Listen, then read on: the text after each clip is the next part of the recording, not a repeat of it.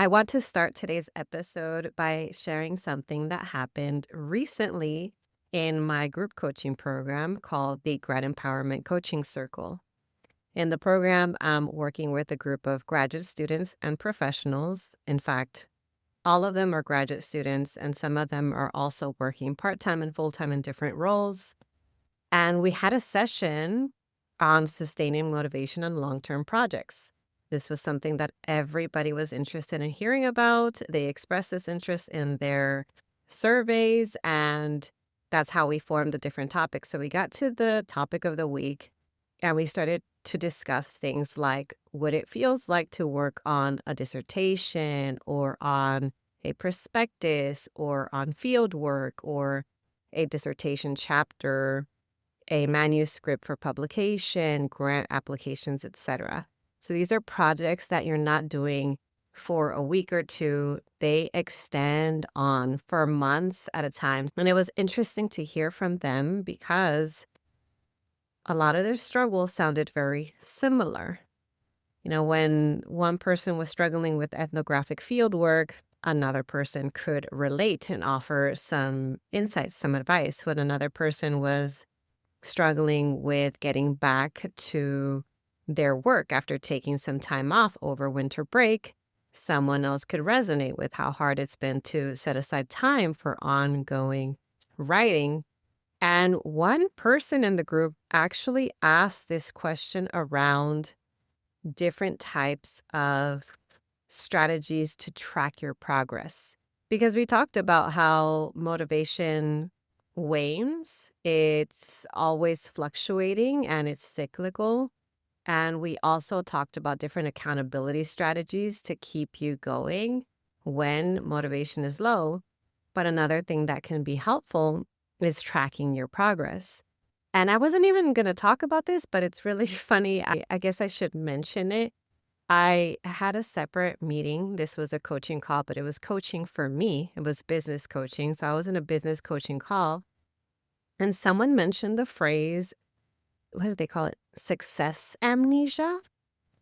And if I'm interpreting this correctly, I believe it refers to this idea of not really being able to see your impact and your success. And it reminds me of how a lot of us have negativity biases, and it's really hard for us to recognize the work that we're doing. And it's even harder when you're working on a long-term project when it feels like it's never ending for you to recognize your progress and reward yourself for it. So I thought, since one of my group coaching participants asked, do you have a resource for tracking your progress? My response was, I do, but of course there's no one size fits all approach. I say this all the time. And so I asked a couple of other questions, and in the end, I came to the conclusion that I wanted to, instead of offering one resource that may or may not work for them, why not I share different strategies or different methods for tracking your progress. And so that's the episode of today. I'm sharing the resource, of course, as a downloadable handout with my group coaching program. But I want you all to have the material as well. I want you all to learn. I want you all to apply this to your own circumstance. I want you to benefit from the work that I'm doing in my coaching programs, because I fully believe that we should not gatekeep. We should share information. Yes, you may not be someone who can pay for my services, but in listening, you're supporting me. And so this is a reciprocal relationship that we have. So let's get to the topic of today.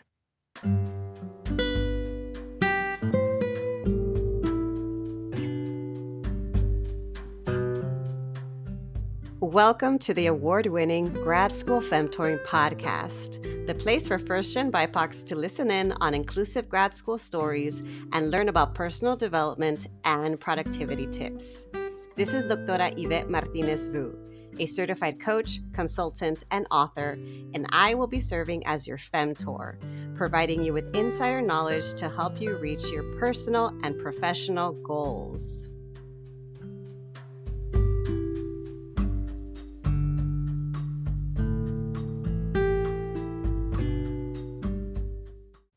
Welcome back, everyone, to another episode of the Grad School Femtoring Podcast. This is your host, Doctora Yvette. Today, we're talking about tracking progress on long-term projects when motivation is low. Shout out to the GECC participants. I am actually recruiting a second cohort. And I also recently had the privilege of receiving a sponsorship donation. So there was a sponsor who decided to donate to pay for one spot in my next group coaching program. And so if you're interested, you can check out more details on the GECC. You can sign up for the waitlist and express your interest in that sponsorship spot. And I also want to mention that if you are someone who's in the position to sponsor someone else or to make a small donation to Grad School Femtoring to specifically support a scholarship for someone else, please reach out. I haven't shared this publicly. I haven't shared it on social media. And this is the only other place I've shared about it other than my newsletter. So I shared in my newsletter that I have a sponsorship spot available for my group coaching program. And within a day, I had 7 people interested. So that means this work is needed. Folks could benefit from the financial support. So if you are in the position to fully or partially sponsor someone, please be in touch. And you can also check out my donation link in my show notes. It's always there. I would appreciate, and I know we would all appreciate, being able to offer more scholarships for individuals who can benefit from my services. Okay, so I am going to start by talking about why motivation drops on long-term projects.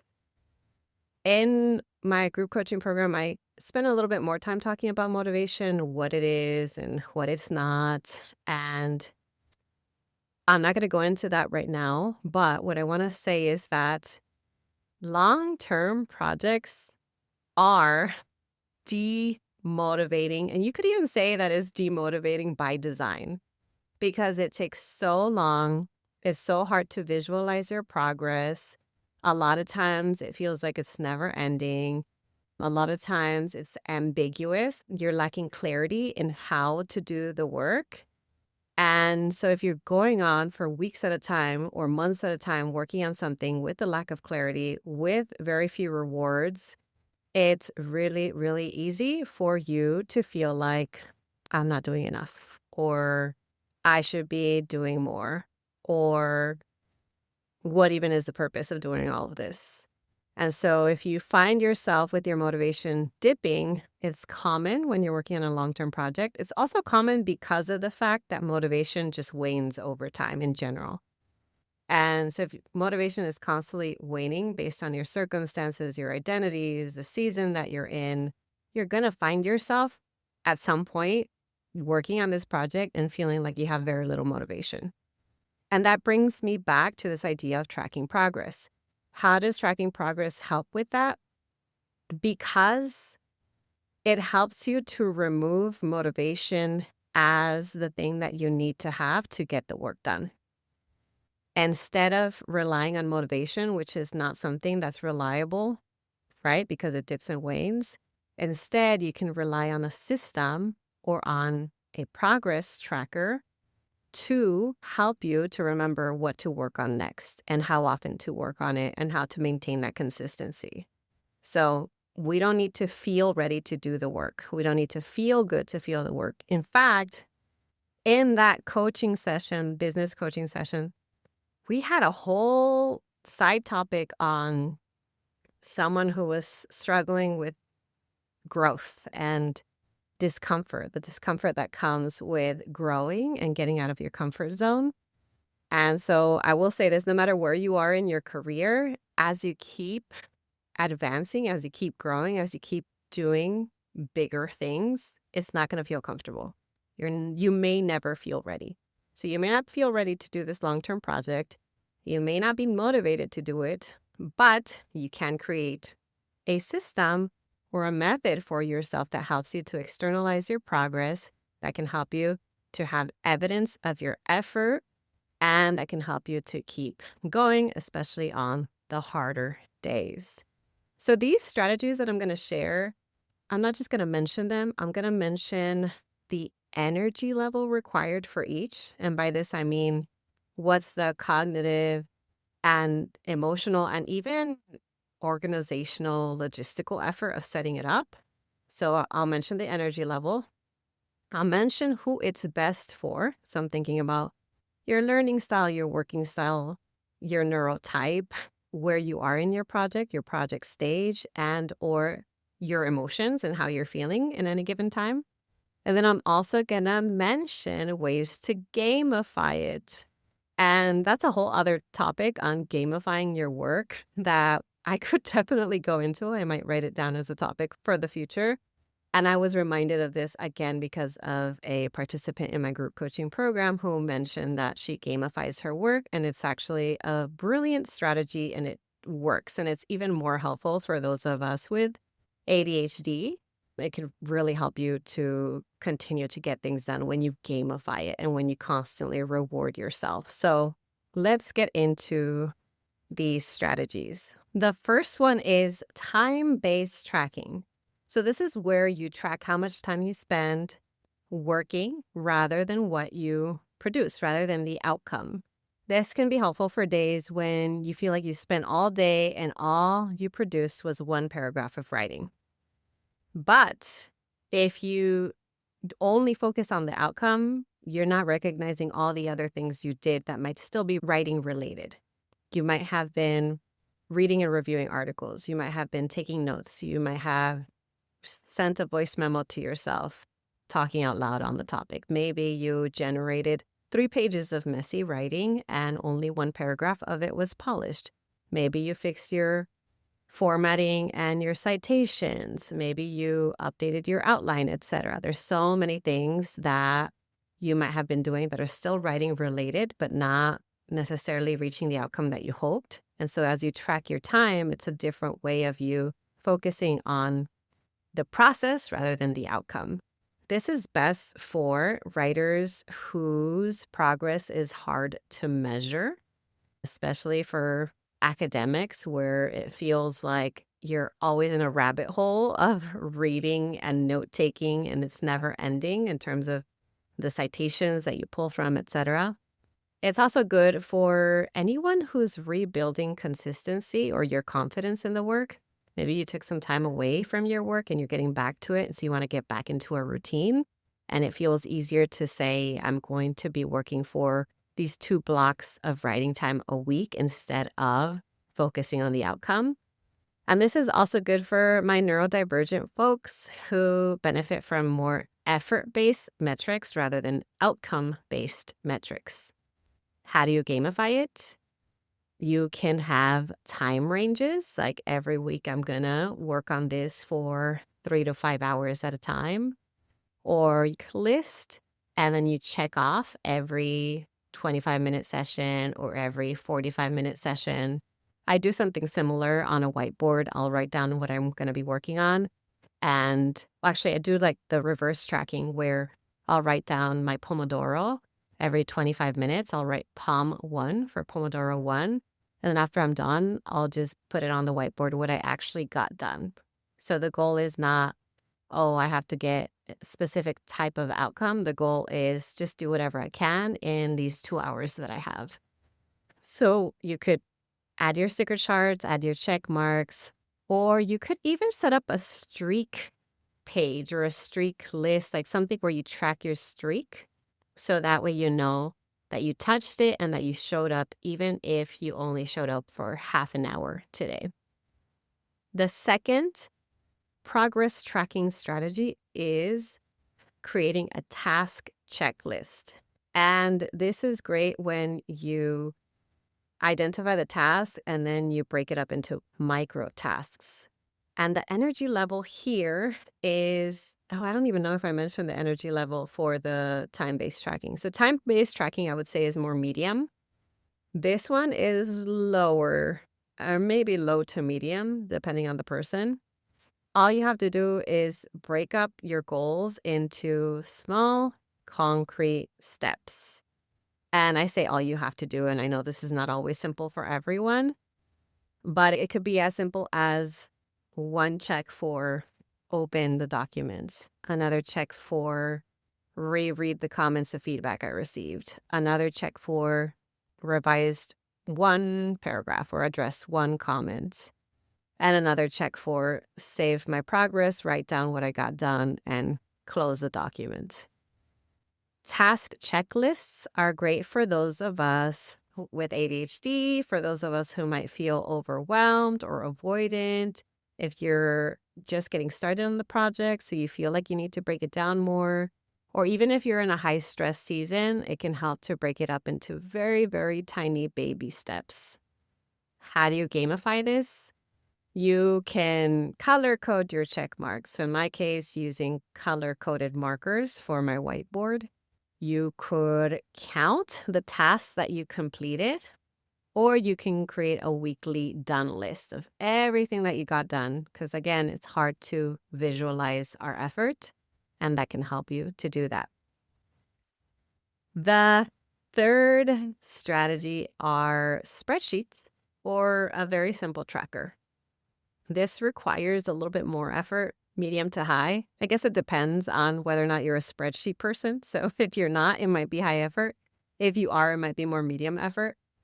This is where you are logging your sessions, your milestones, any outcomes in a spreadsheet or a table. And one of my very, very first coaching clients back in 2016, 17, was someone who was finishing up their dissertation, and I believe they asked for a way to track their progress, and they wanted to touch their dissertation every single day. And so I created a daily progress tracker for this person. And it was a simple spreadsheet with the date and what they got done, and if they didn't touch it, what got in the way. And so you can do that for yourself. This is great for those of you that are more data oriented.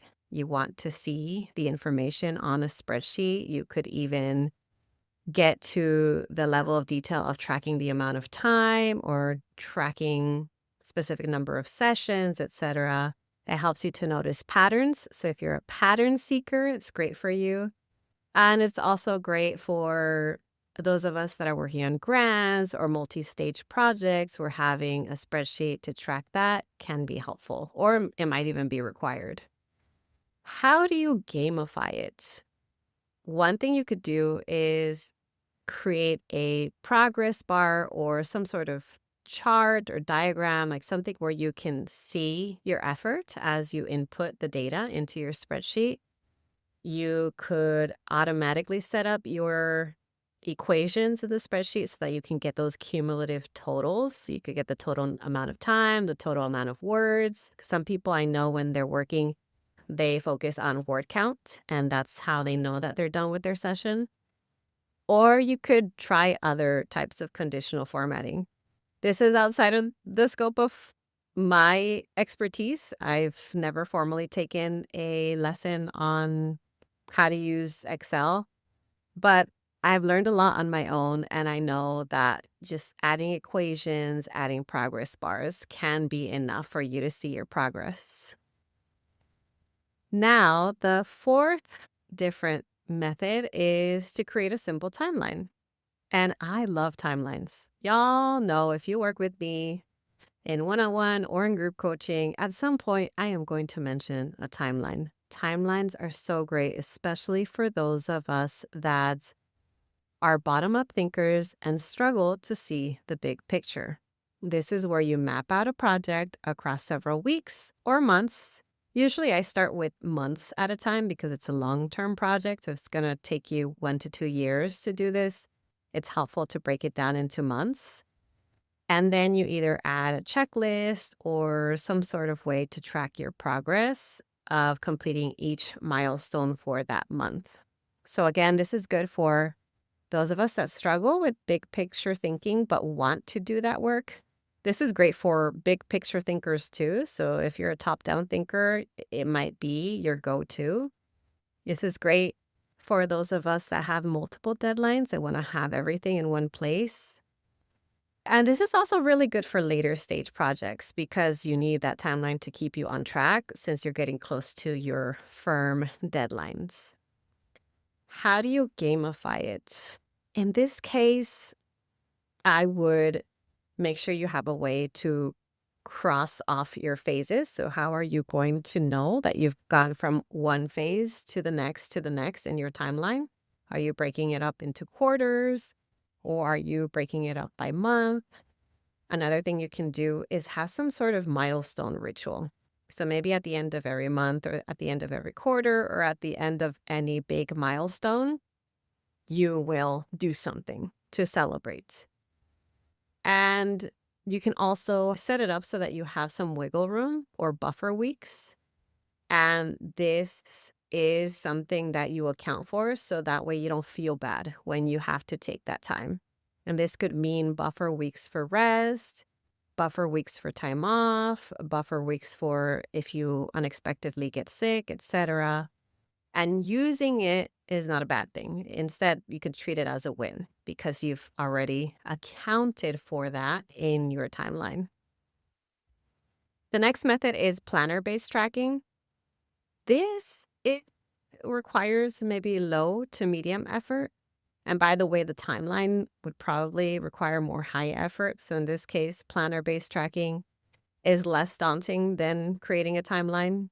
I know that I relied a lot on planner-based tracking when I was a grad student. I don't use it as much anymore. I'll be frank about that. But in this case, if you are a planner person, you can use it to directly write on it and have a section on what you worked on for your project.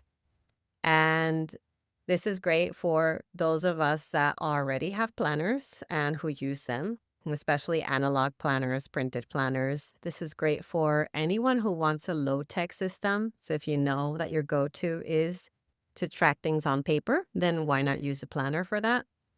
And this is good for anyone who's routine-oriented. And I think this is why it worked for me as a grad student, because I thrive in a very solid, rigid routine that just works for me. I know it doesn't work for everyone. It works for me. So if you are someone who's like that, who's very routine oriented, having a thing that you can go to regularly and check off or write down in the same planner every day can be helpful. How do you gamify it? Here, I would recommend playing around with colors, with highlighters, with a way to track touching the project, or maybe even if your planner has reflection pages, to write down updates on your reflection pages. And then again, to find a way to reward yourself for touching it and for reflecting on it. The next method or strategy is to have a dedicated notebook. So again, we're continuing on with this idea of doing work in a more analog way, or for those of us who want low tech systems. This one, similar to the planner, requires less energy. I would say it's more low energy. You just get a simple notebook. And I've been using notebooks more recently because I'm getting tired of just everything being digital. So get yourself a single notebook. I got myself some lefty notebooks. I am left-handed and I am in my late 30s, and I have never purchased a left-handed notebook for myself. So I got myself left-handed notebooks. So you get one notebook and you use that single notebook only for your project. And I got this idea from Cal Newport in his, I don't know what his podcast is called, Deep Questions podcast, where the purpose of the episode was to talk about how to use notebooks for, I think he says, single purpose notebook planning. That might have been what the topic was on. So the central idea is to use one notebook for one thing. So I have a notebook to take notes during any calls. So if someone else is talking, that's my cue to write in the notebook. And I have another notebook for idea generation, inspiration, etc. And so in your case, you could have a single notebook for all things tracking your project. Notes, wins, questions, next steps. This is great for anyone who likes to handwrite, anyone who's more of a read-write processor, reflective processor. This is good for, again, folks who like to think as they write and who do better when they handwrite. And this is good for anybody who might be feeling a bit of anxiety and needs some time to just process things in writing. How do you gamify it? Make sure this is true across the board, but especially true for this one. Give yourself some sort of win every time you use the notebook. Make sure that you number your work sessions. Again, this can help you with generating a streak, which can be fun. And you can even add some symbols or some tabs just to separate things. Once you get from one phase to the next phase, adding a colorful tab just to signal the progress that you're making. Or you could have symbols of every time you reach a certain milestone, you add a symbol or you add a sticker, etc. The second to last strategy I'm going to share today is more related to visual tracking. And this is all about using visual cues, and it's very, very low effort. It's use whatever works for you, right? So use the stickers, use the colorful markers, use some shading, use the symbols to mark the work that you've done for each session. And you can get creative with this. So there's no right or wrong way to do this. Do you want to do it on a whiteboard? Do you want to do it on a Google Doc? Do you want to do this on a notebook? You name it. You can figure out a way to do this, but it's really good for those of us that are more visual learners, or for those of us that need to have something in front of us so that we remember. It's that those of us that struggle with object permanence of we're not going to know that anything's happening or that progress is being made unless we visualize it. This is good when you're feeling a motivation dip because it can, again, add that dopamine boost to have those cute stickers or nice colors. And this is good for anyone who's just like really struggling with low energy. So give yourself those stickers per session or whatever other visual cue or reward per session. Have some colorful themes and don't forget to reward yourself. Okay, the last strategy I'm going to share today is the very, very low effort I touch the project tracking. So if you touch the project in any way, even for 5 minutes, it counts. Where are you going to track this? And again, it can be in many different ways. It can be on a spreadsheet. It can be on a document that's on your computer. It could be on Notion or project management space. It could be in a notebook. But the point is to track the fact that you touched it. And this is also good for folks who want to do this regularly. Maybe you want to touch the project every day, or you want to touch the project every weekday. So having those touch streaks can be helpful. It's good for anyone with fluctuating capacity where you know that you can't, or it's not realistic for you to be consistent every week with the same amount of time and effort. And so if your energy is constantly fluctuating, if you're dealing with chronic illness, flare-ups, etc., touching the project and having a way to track that can be helpful. It's also good for those of us who have very busy, complicated lives, for parents, caregivers, just folks who have so much going on with them. Reminding yourself that you're still touching it and not giving up can be helpful. And how do you gamify this? Again, adding the streaks, adding how many touch counts did you get to each month or each week, and reminding yourself that showing up for your project counts. As long as you show up, as long as you make progress, even if it's slow, it's still doing the work. All right, so those are my different strategies. The whole point here is for you to find something that works. And I want you to personalize it. I want you to find a way to track your work without it feeling bad. You don't want to feel shame. You don't want to feel avoidant. You don't want to feel self-critical. It should be a system that makes you feel good about it, that lets you take a look at the work that you're doing and reminds you to keep going. So figure out which one works for you, depending on your energy level or depending on your identities and circumstances, and choose one. Try one for the next couple of weeks and then reassess. If it's not quite working, no problem. Try something else. There might be something that even I didn't mention today. And if you try something completely different that works for you, I want to hear about it. Let me know. If you found this helpful, send it to a friend. As always, please leave a review. I'm always so grateful for them. If you want to join my group coaching program, you still have time. The deadline is coming up soon. I'm asking everyone to submit their application by January 19th, and the cohort starts right away next month at the top of the month. So reach out if you have questions, check out the info, get on my wait list, and maybe I'll be working with you soon. All right, as always, I'll talk to you all next time. Thanks so much for listening. If you liked what you heard, here are 3 ways you can support the show. The first is to make sure you're subscribed and leave a review on Apple Podcasts. The second way is to get your copy of my free resource kit linked in my show notes. This kit includes tools, worksheets, and podcast playlists on all things grad school, productivity, and personal development. The third way to support my show is to follow me on social media. You can find me on Instagram with the handle @Grad School Femtoring and on LinkedIn by searching my name. Thanks again for listening, and until next time.